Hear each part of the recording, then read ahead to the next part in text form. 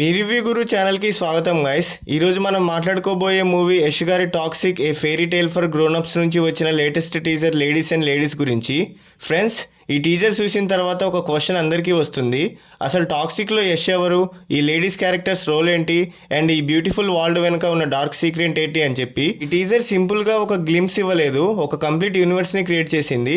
యష్ అంటే మనకి కేజీఎఫ్తో ఉన్న మాస్ ఇమేజ్ క్రియేట్ అయింది, కానీ టాక్సిక్లో ఆయన మళ్ళీ కంప్లీట్లీ డిఫరెంట్ షేడ్లో కనిపిస్తున్నారు. ఇక్కడ యష్ క్యారెక్టర్ని చూస్తే లౌడ్గా పవర్ చూపించే హీరో కాదు, సైలెంట్గా ఉంటూ సిచ్యువేషన్ని కంట్రోల్ చేసే డేంజరస్ పర్సనాలిటీ లాగా కనిపిస్తున్నాడు. సో టీజర్లో బిగ్గెస్ట్ హైలైట్ ఏంటంటే లేడీస్ అండ్ లేడీస్ అని. అదే టాక్సిక్లో ఇంట్రెస్టింగ్ పాయింట్ లాగా అనిపిస్తుంది. టైటిల్లో ఏ ఫెయిరీ టైల్ ఫర్ గ్రోనప్స్ అని ఎందుకు పెట్టారంటే ఫెయిరీ టైల్ అంటే బ్యూటిఫుల్ స్టోరీ గుర్తొస్తుంది, కానీ గ్రోనప్స్ ఫెయిరీ టైల్ అంటే బ్యూటీ వెనుక ఉన్న డార్క్నెస్ అని అర్థం. లవ్, పవర్, గ్రీడ్, అంబిషన్ ఇవన్నీ మిక్స్ అయ్యే ఒక డేంజరస్ వరల్డ్. టీజర్ విజువల్స్ కూడా అదే ఫీలింగ్ ఇస్తున్నాయి. Dark atmosphere, rich locations, stylish camera work and Yash screen presence చాలా బాగున్నాయి. సో ఇవన్నీ కలిసి ఒక ప్రీమియం సినిమాటిక్ ఎక్స్పీరియన్స్ క్రియేట్ చేస్తున్నాయి. కానీ ఫ్రెండ్స్, బిగ్గెస్ట్ ఛాలెంజ్ ఏంటంటే జస్ట్ స్టైల్ సరిపోదు. ఈ లెవెల్ విజువల్స్కి తగ్గట్టు story, emotions and character writing స్ట్రాంగ్గా ఉంటే మనం టాక్సిక్ నెక్స్ట్ లెవెల్ మూవీ అవ్వచ్చు. ఎందుకంటే ఆడియన్స్ ఇప్పుడు ఓన్లీ హీరో ఎలివేషన్స్ కోసం మాత్రమే కాదు, ఒక మెమొరబుల్ స్టోరీ కోసం కూడా వెయిట్ చేస్తున్నారు.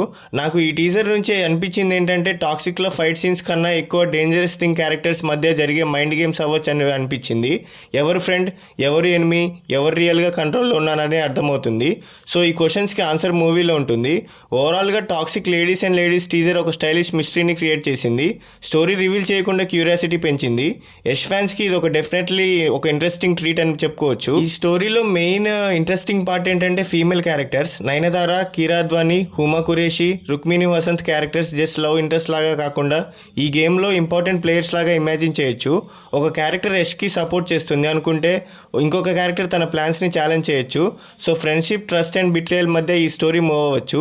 మేబీ ఈ లేడీస్ అండ్ లేడీస్ కాన్సెప్ట్ వెనుక ఉన్న ఐడియా ఏంటంటే యష్ క్యారెక్టర్ చుట్టూ ఉన్న ప్రతి లేడీ ఒక డిఫరెంట్ చాప్టర్లా ఉండొచ్చు. ఒకరు పాస్ట్ని రిప్రజెంట్ చేయొచ్చు, ఒకరు అంబిషన్ని రిప్రజెంట్ చేయొచ్చు, ఇంకొకరు డేంజర్ని రిప్రజెంట్ చేయొచ్చు. సో ఫెయిరీ టైల్ అని టైటిల్లో చెప్పిన ఇది హ్యాపీ ఫెయిరీ టైల్ అయితే కాదు.